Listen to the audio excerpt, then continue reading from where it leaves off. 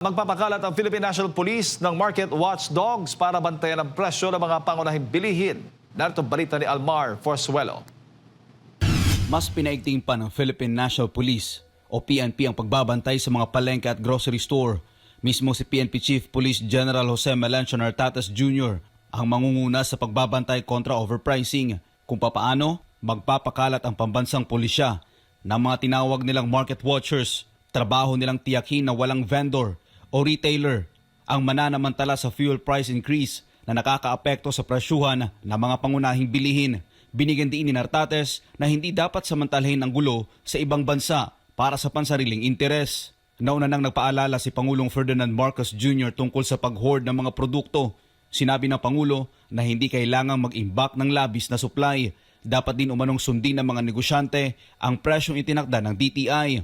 Nagbabala naman si Police General Nartates ng kaukulang parusa laban sa mga lalabag sa batas. Inatasan din ng opisyal ang local police units na makipagtulungan sa DTI at mga lokal na pamahalaan para magbantay sa presyo. Magtatatag ng helpdesk ang PNP para may gabay ang publiko at i-report ang mga abusadong retailer.